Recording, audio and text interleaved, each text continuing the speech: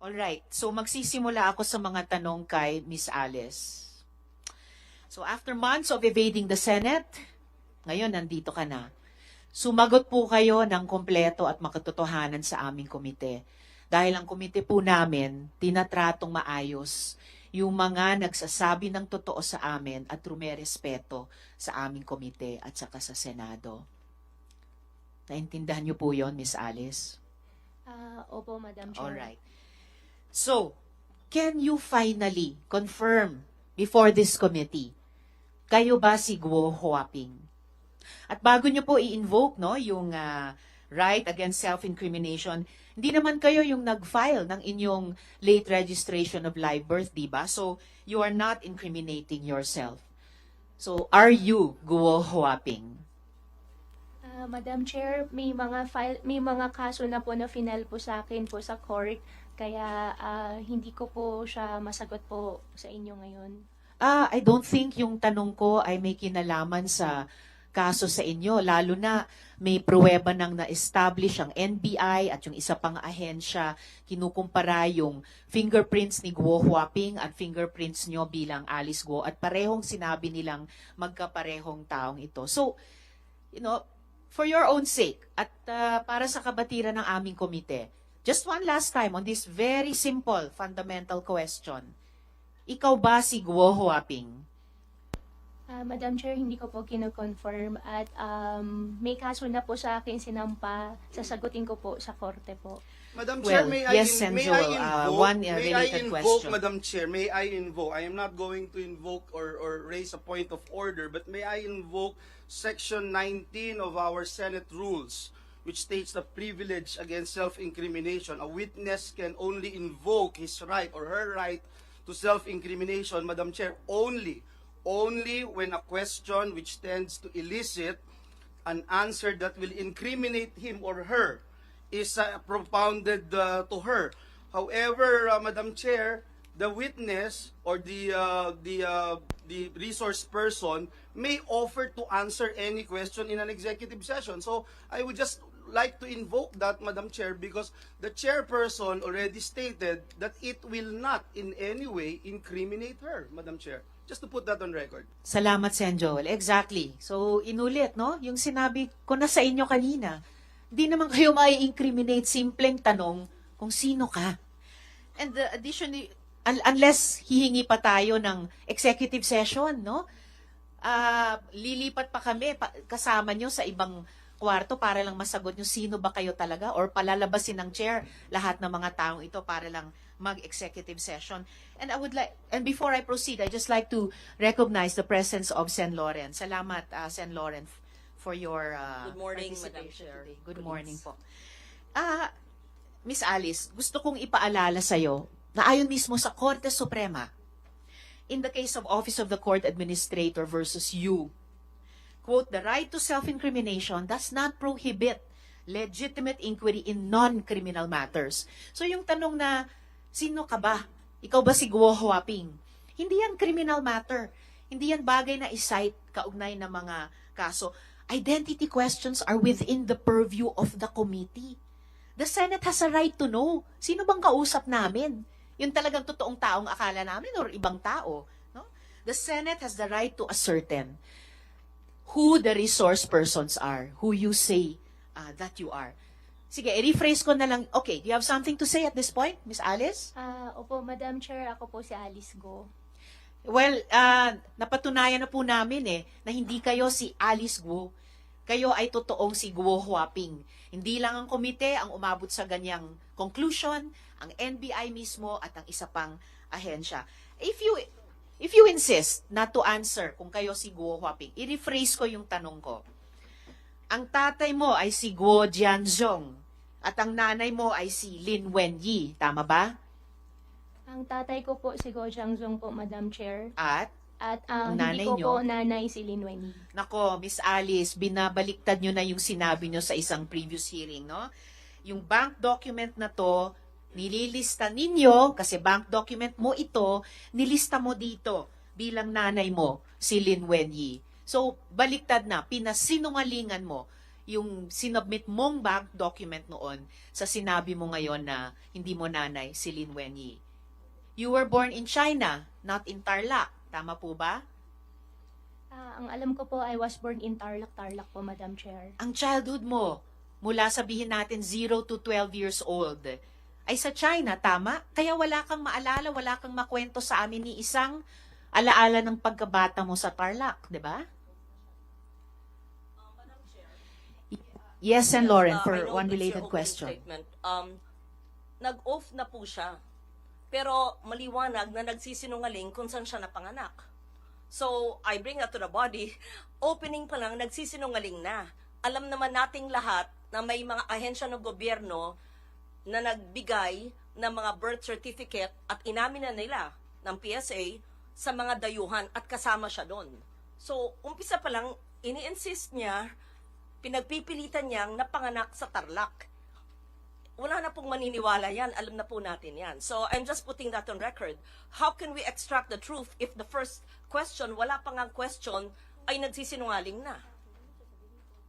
Salamat, Sen. Lauren. So, thank you. At nakahanda na nga at lalong tumitibay yung ihahaing motion ni na Majority Leader at Sen. Joel Madam at the Chair. proper time. Madam Chair. Yes, Sen. Rafi, for one related question. Noong May 22 this year, hinamon ko si Alice Goo kung willing siya mag-undergo ng lie detector test.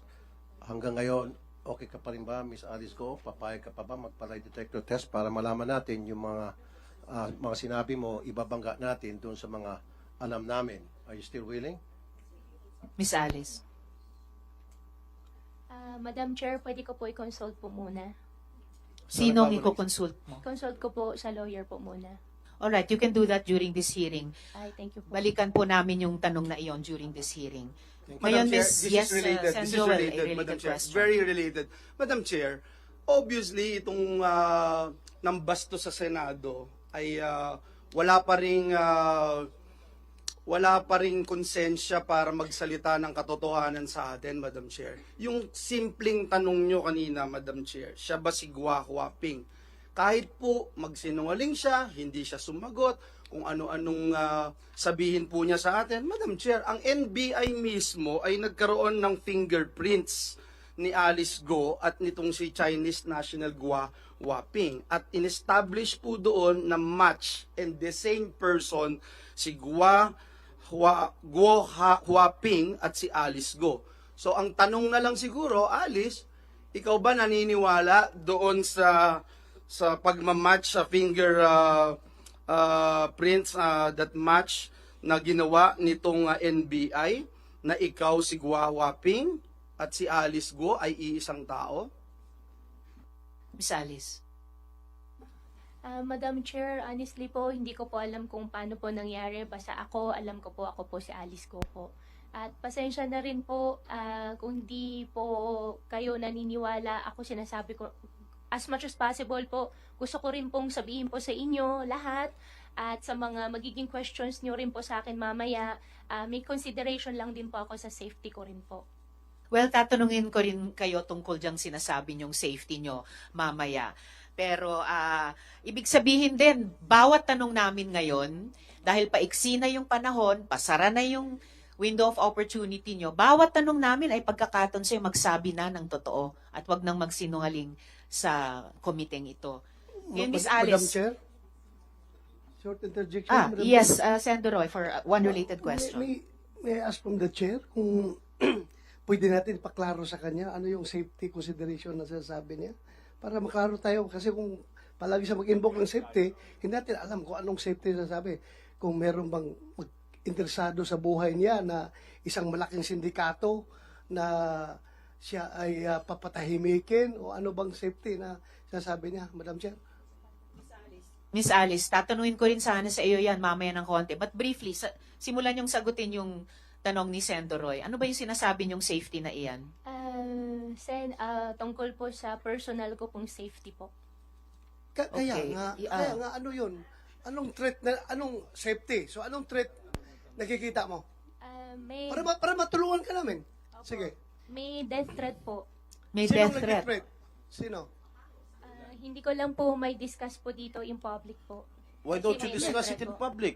The people ought to know about Opo, it. may death threat po na Sino ang nagbabanta sa'yo sa buhay mo?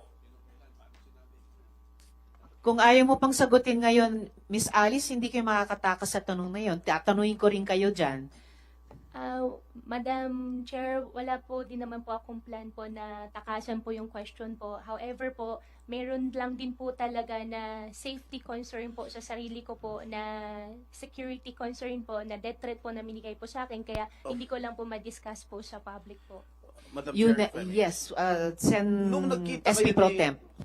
Miss Alice, nung nagkita kayo ni Secretary Abalos, ang una mong sinabi kay Secretary Abalos, tulungan mo ako, Sec, na may death threats ako. Sino ang nagbabanta sa'yo? Sagutin mo Sa na buhay ng mo. maiksi at diretso, Miss Alice. Opo, Sen, pasensya na po, hindi ko kasi masabi po in public. No, kasi nga po, you may know. safety problem nga po ako. Madam Chair, that answer is unacceptable. As far It is as- unacceptable, Yes, Sen. yes, yes, Pero, yes, yes, because Sen Joel. Ah, Pero, parang sasagutin dinadamay natin niya yan yung buong mamaya. committee sa kanyang safety, pag ganun. Malay namin kung binobola mo kami rito. Pagkatapos Matagal mo na kaming kami bastusin, binobola rito. gaganyanin mo kami ngayon, sasagutin mo kaming ganyan, pagkatapos mo kaming bastusin, pagkatapos mo kaming takasan, sasabihin mo may death threat ka, tapos di mo masabi kung saan galing yung death threat mo, hindi mo masabi kung dito sa Pilipinas o sa abroad. Miss Alice, pinaalalahanan kita, you never raised security concerns to the committee before. Nito na lamang na aresto ka na at ibinalat dito. Tatanungin pa rin talaga kita dun sa sinasabi mong death threats na yan, na ngayon lang namin narinig yan. Balikan ko lang muna, yung kumbaga prejudicial question para sa amin, yung identity ninyo. You entered the country as Guo Huaping in 2003, correct? Ikaw ay 12 o 13 years old pa lamang noon, correct? Madam Chair, wala po akong record po niyan. Oh, speaking of records, have you ever had a Chinese passport? Ang alam ko po, Madam Chair, Filipino passport po. Filipino passport. At sa pagkaalam namin, nagkaroon ka ng Chinese passport, hindi mo lang ni-renew, nag-lapse yun. So, Alice Guo, alias Guo Huaping, Pilipino ka ba? Opo, Filipino po ako, Madam Chair. Yes, and Lauren, for Thank you. one related question. Since yung sinabi po nyo, kung meron siyang passport na Philippine passport, sinabi niya meron siya. Tapatin lang tayo. Sino ang nagbigay ng Philippine passport? Sino rin nag-issue ng kanyang Philippine birth certificate? Pag sinabi mo yon, we can protect you.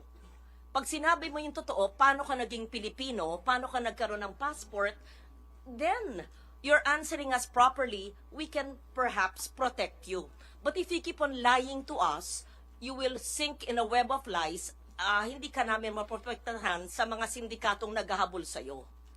I think Said- just to answer that, how did she get her Philippine birth certificate from the PSA or the satellite office, and how she acquired her Philippine passport from the DFA? We have to find out the syndicates in the government agencies. Madam Chair. For the record, para sa kabatiran ng lahat, at lumabas na po ito sa mga nakaaraang hearing, mayroong birth certificate na nakuha through late registration of live birth, pero mismong ang PSA, I'm sure mako-confirm ito ni Engineer Grande later, Engineer Mariza, ang PSA mismo ang nagsabing irregular ang birth certificate na iyon. Kaya dinulog nila sa Office of the Solicitor General na kanselahin na ito. But apparently, habang hawak pa yung irregular birth certificate na iyon, nagamit para makakuha ng Filipino passport. Pero, sa pagkaalam din ng aming komite, nagkaroon ka, Miss Alice, ng Chinese passport. Kaya, sa lahat ng mga tanong na ito so far,